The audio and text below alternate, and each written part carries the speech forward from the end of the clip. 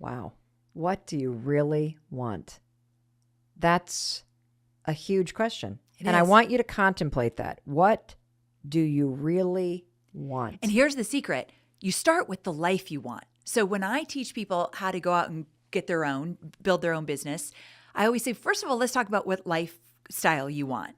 Because when I was in my 9-to-5 job, one night I was rushing home to make dinner on time. I wanted to be home with my family, to sit at the table and have dinner, and I was running late. I stayed in a meeting late. I had some things to get done. It was now like 6:30. I knew it was going to be too late, but I was bound and determined to get home. So I was racing to get home and got pulled over. And this female cop came up to my car, and already I felt flush in the face. Like I was just so upset. Now I'm getting pulled over. And she says, ma'am, why are you driving so fast? And I looked at her and I said, I'm trying to get home to dinner with my family because I haven't been home all week and I don't want to miss another chance to be with my family. And she said, go. Just go. And it's like she understood that when you are in a 9-to-5 job that you no longer want, everything else seems to fall by the wayside. Like you're not living the life that you want. So that was just one moment. Like I wanted to be home with my family. I wanted to actually make more money so I could invest in things that I wanted to invest in. There was so much that I didn't have that I wanted that I kind of just started there. So you got to just ask yourself what kind of lifestyle you want and then build your career around that. Well, I think a lot of people got a huge wake-up call these past 3 years. Yes. If the pandemic did nothing else, it certainly made you reflect on your values. It made you reflect on where you wanted to live. It made you reflect on what was important to you. And this mindless chasing of more, it became very clear for a lot of us that that is not the lifestyle that we want. You had a huge move. I had a huge move, all beginning with the question, what do I actually want my life to look like? Yes. All right. Well, I want you to pause right there because we're going to take a word from our sponsors. But when we come back, we're going to take a few more questions from listeners, and we're going to continue to hold your hand and walk you step by step through this process of starting to embrace the wake-up call, ask these big questions, and get freaking serious about your ability of making it happen. Welcome back. It's your friend Mel Robbins. I am here with Amy Porterfield, and we're asking the big questions today of you. What do you want your life to look like? How nice would it be if you had freedom? You were free to work when you wanted, where you wanted, that you took the time to design your life to work for you. And for those of you that have never thought about this before, you always thought, okay, I just got to get a job. I got to get a job. We're unpacking a concept called unbossing yourself, because I personally believe this is all mindset. It's all mindset. And you've got two strategies to unboss yourself. But before we get to those, I want to go back to the story. Because you had this wake-up call. You're like, whatever these dudes are doing to make money online, I'm figuring this out. Yeah. Because I am not free if I work for somebody else. And I really see and have a taste of what they have. And now I want to figure it out. And so takeaway number one, everybody, pay attention to the wake-up call. Takeaway number two, yes, you can sort this stuff out. And takeaway number three is, what did you do next? So that's when I started to think, what could I possibly do? How do I need to unboss myself? How do I need to think in order to step into what I want? Got it. So I really did start with my mindset. So this concept of unbossing, really understanding that you could lead yourself and you do not need anybody else to tell you what to do, make the decisions for you, or lead you. So once you start to think, okay, how can I lead myself? I had to take some steps to get me there. The first thing was, again, I talked about what do I want? And I went on social media and started following a bunch of people that had the kind of businesses that I wanted. Total immersion. I wanted, and you did an episode a while ago that you talked about when you, let's say, got a new car and you started to see that car everywhere. Yes. It's the same concept. When I decided I wanted to start my own business, I started to see bosses everywhere doing what I wanted, but I was intentional about it and I cleaned up my social media. Okay, so takeaway number one. Yeah. You have this wake-up call. What do you want your life to look like? Get serious about curating your social media right now so that you are immersed in the world that you want to step into. That is step one. That is what a leader does. That's what you're going to do. We all have boards of advisors. We all call experts. Like I call Amy on speed dial when I need help with marketing. You're going to do social media, and you're going to use social media in a very intentional way to start to create that community and that mindset around you. What's the second thing you can do to change your mindset and unboss yourself? Start asking for advice. Okay. Find the people who are doing what you want and find out how they did it. And I actually have a great story about this. Okay. So when I was still at Tony Robbins, I knew I wanted to create courses and help people do their marketing and build businesses down the road. I wasn't ready for it yet, but I knew I wanted that kind of business. So I went online and I found a bunch of people doing what I wanted. And there was this one woman who absolutely had the kind of business I wanted. I did not know her at all, but I watched her online and I thought, that's the kind of business I want. So I went to her contact page on her website, wrote her a little email and said, listen, I know you don't offer this, but can I pay you for an hour of your time? I just want to ask you all about how you built your business. I'm new to all of this. I don't even know where to start. Will you share some insight with me if I pay you? And she said, yes. Wow. Yep. So you got to ask. You got to ask. And here's another way you can do it, because you're probably sitting there. Notice you have a employee mindset. Yes. We're like, but I don't have any money to pay. Amy's got money because she works at Tony Robbins. No. That is not the mindset. You are not a loser. You're a winner. All of these people that you follow have likely done a podcast interview or a YouTube video, or they've written a blog post. Yes. And all the advice is in there. And another way that you can get people to respond to you is you can present them with some challenge that you're facing and say, could you give me, like, I need some help making a decision. I'm facing this challenge. Here are 2 or 3 things that I'm thinking about doing. Which would you advise? Because then you've done the work. You've thought like a boss. You haven't come to somebody to solve your problems. So that's another way that even if you're working for somebody else, unbossing yourself is a mentality. Don't expect your boss to solve your problems. It's not their job to solve your problems. It's your job to come up with the solutions to recommend for the problems that you're facing in whatever your role is. And so that's a way that you can take this philosophy into your current job while you figure out what you want to do. Yes. So you stuck with this job and you chipped away at the job while you changed social media. Yes. And you started asking people for advice. You started chipping away at learning things. What else did you do in order to kind of step by step march toward building something you had no freaking skill or experience to do? Yes, I had to get unreasonable. And by the word unreasonable, I mean, I had to start thinking in ways that I had never done before.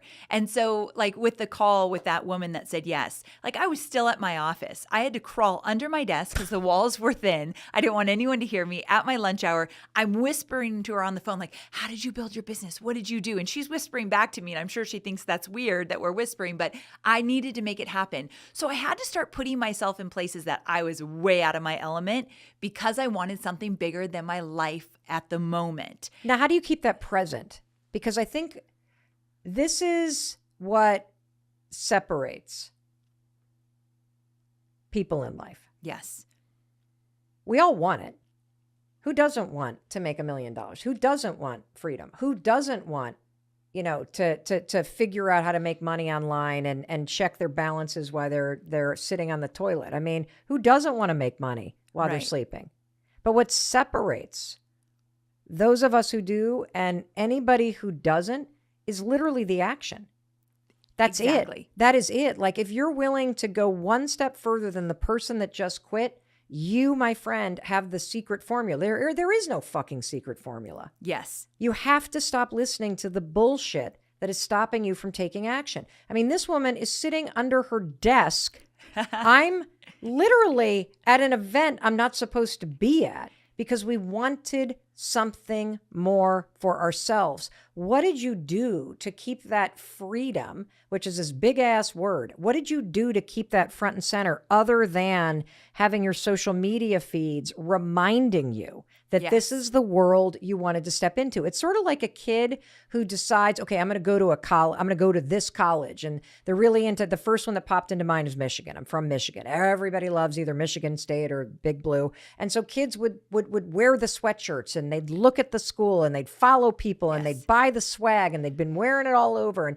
And so they're like immersing themselves in this world before they're there. How the hell do you do this for yourself? Yes. When it's about a side hustle or who you want to become, because you're talking like recreate your whole damn life. Like stop getting a job and get serious about what you want your life to look like. So I started to change my identity. I'm going to be a business owner. I'm going to be a boss. What do bosses do? They listen to podcasts about building businesses. They buy the books about how to change your mindset, how to start a business, how to get things going. They buy the digital courses. I never bought a digital course in my life. I bought my first digital course while I was still at my 9-to-5 job. It was all about how to do video marketing. I had no idea how to make a video. Can I give everybody a pro tip? Yes. A lot of companies, as a perk, give a login to Masterclass and some of these There you other go. places. And so you can use it. Yeah, there is so much free education. You're hearing Amy go buy.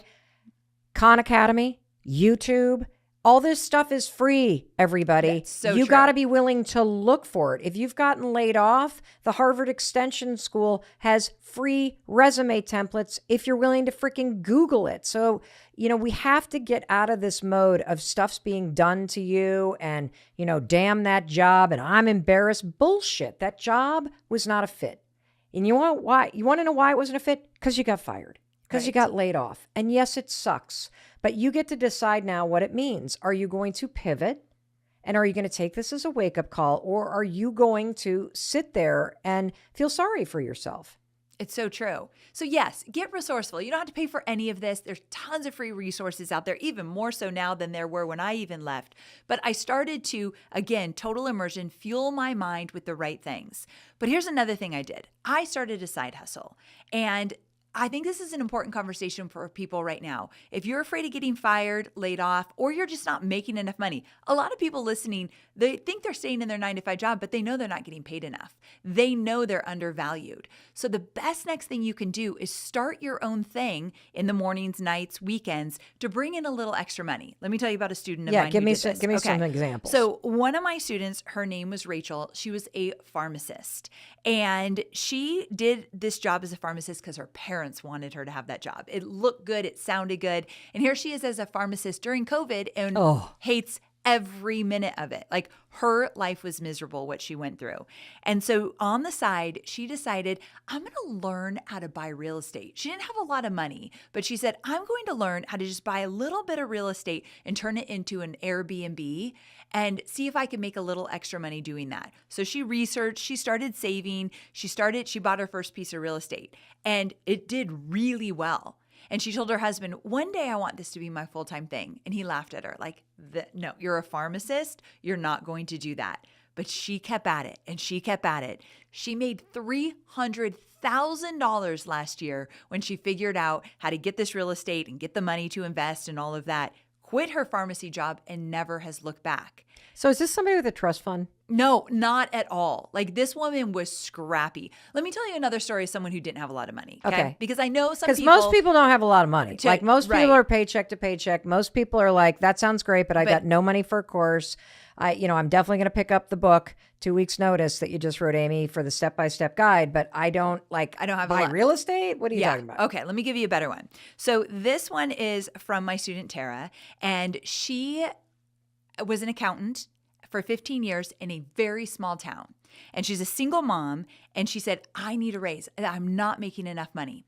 She went to the company and said, I'd like a raise. And they looked at her with blank stares, like, that's not even in your future at all. And she realized, I've got to do something. So she was really good at making wreaths. She made these beautiful wreaths. Wreaths? Yes. Like you mean those round things that we hang on our doors? Yes. Okay, so she's really good at wreaths. So I want to go back to something. Remember how Amy said you got to go through the sweet spot exercise. By the way, tons of resources linked all in the show notes on every single platform. Yes. But I want you to hear this. This is a person who has been told by people forever that she does a good job making wreaths. Yes. I know what you're thinking, everybody. You're thinking, Mel, I have a mortgage to pay. Mel, I have student debt. Mel, I am not starting a fucking business making wreaths because I will not be able to pay my bills doing this. Here's what I want to tell you. You have no clue what you're capable of. But what you're capable of right now is shooting down every single idea. You're putting all your energy into coming up with reasons for why not, why it's stupid, why you can't. What if you put half the amount of energy into why the fuck not? Yeah. Why not make wreaths?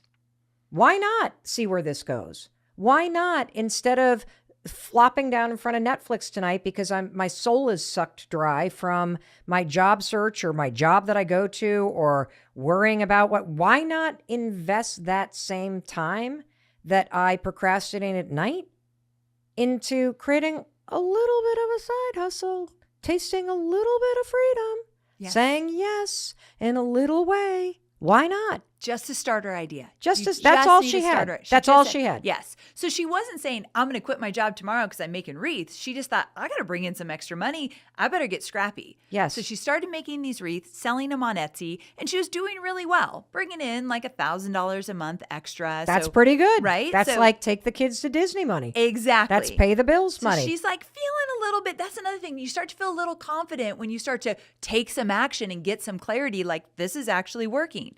So what happened was her friends started seeing her make money on Etsy, and they were making crafts and they weren't making any money on Etsy. And they said, teach us how you're doing that. That's what I want to know.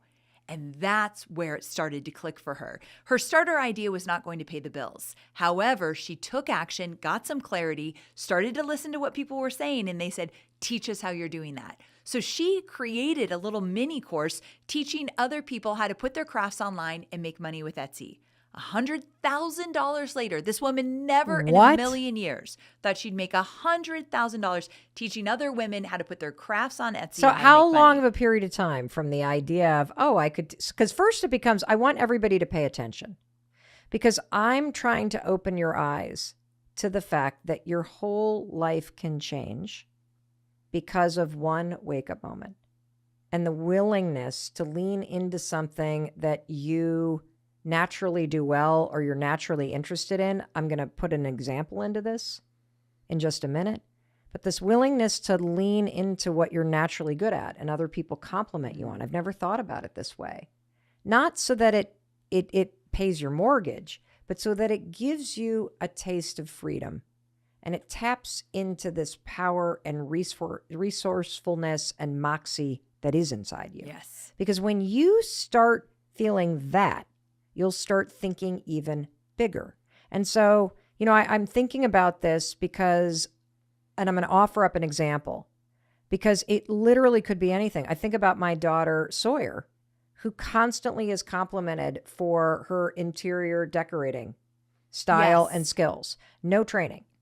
And I keep thinking to myself, boy, she could do a whole Instagram strategy of designing on a budget. She could do a whole thing about how you design a killer dorm room for X number of dollars, or how you design your first apartment. I'm thinking about another kid.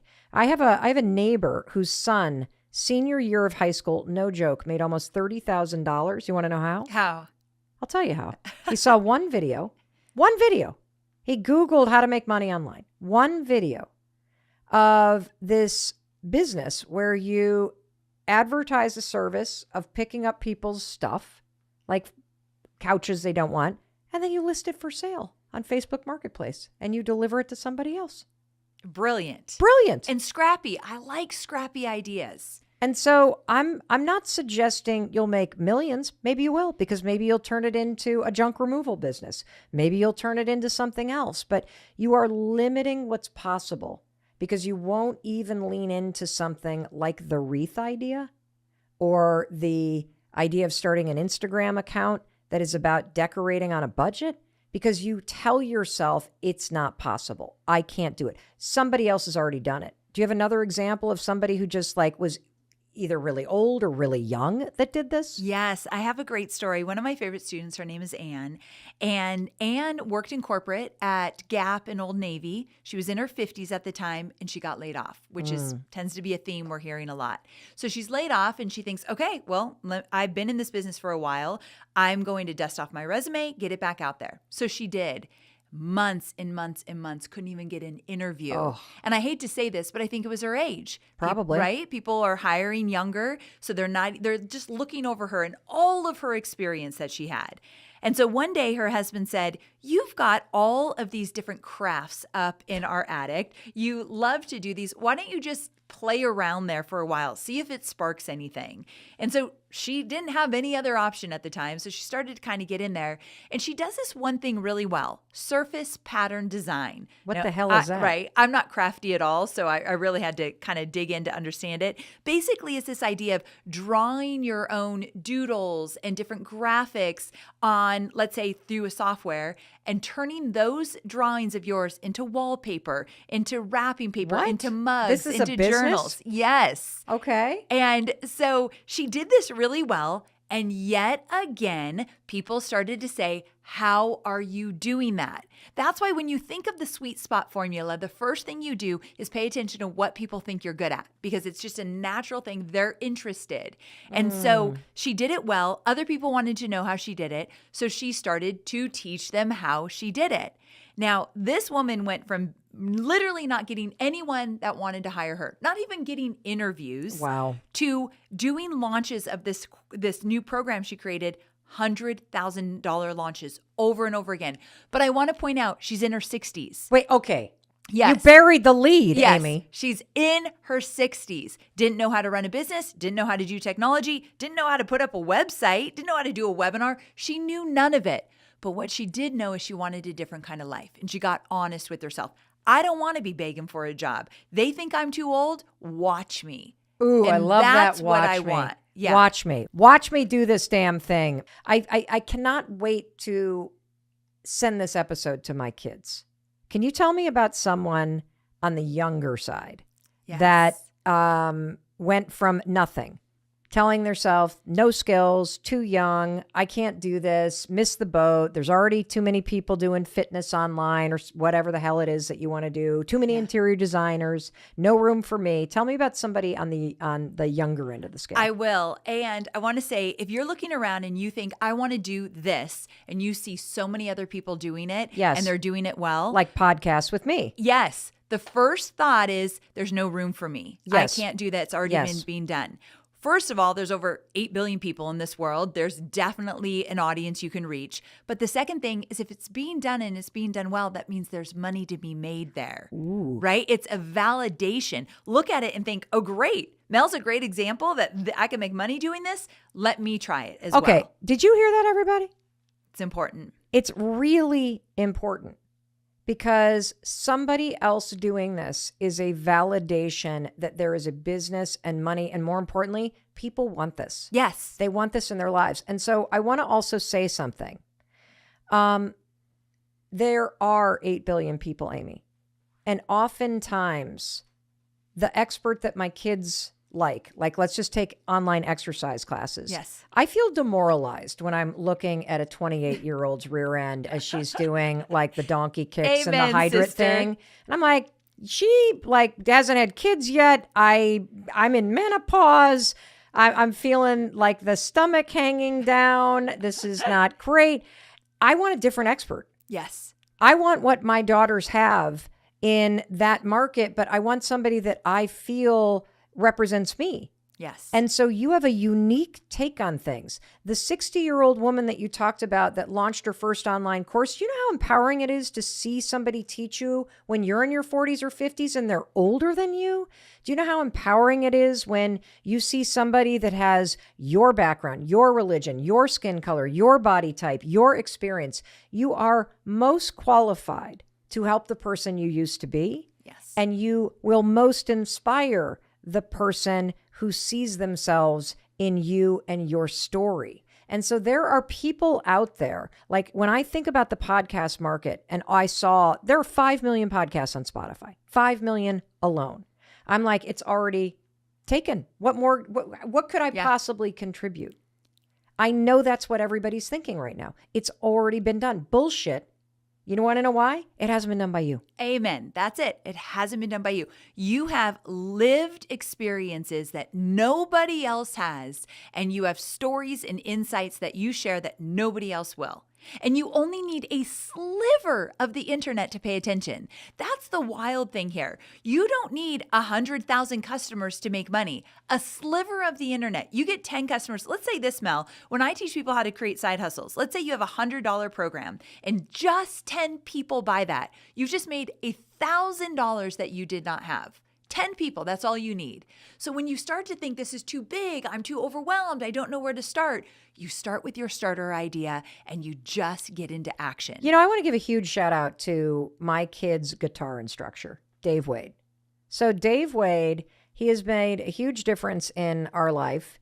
And he, I was always barking about how he should do something more. He's a session musician, classical guitarist, plays on all these major stages, and he started a music school in Boston in the basement of a church, and it's slowly grown. And by just paying attention to that wake-up call inside him, there's something more I could be doing. I could be reaching more kids. He figured out how to create an online course. Yes. And he launched it before COVID.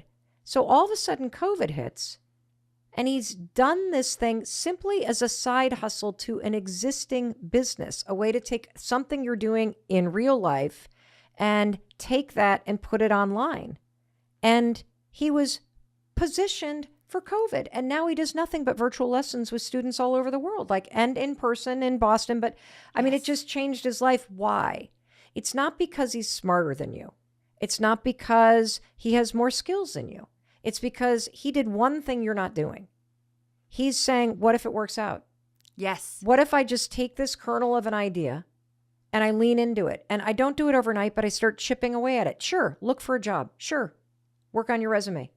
Don't forget the fact that 85% of jobs aren't even listed anywhere, and they're gotten by networking. Yes. So make sure you're out there talking to people. There's another free tip. Almost every single human being in the past 3 years has had some kind of reset button hit where you've gotten very clear that maybe the way that you've been doing life, it's not really what you want anymore. And so we're going to focus today on your ability to be your own boss. My guest today is a dear friend of mine. Her name is Amy Porterfield. I wanted to give you a zero-cost masterclass, how to think totally differently about what's possible for you. And that's the invitation of this episode.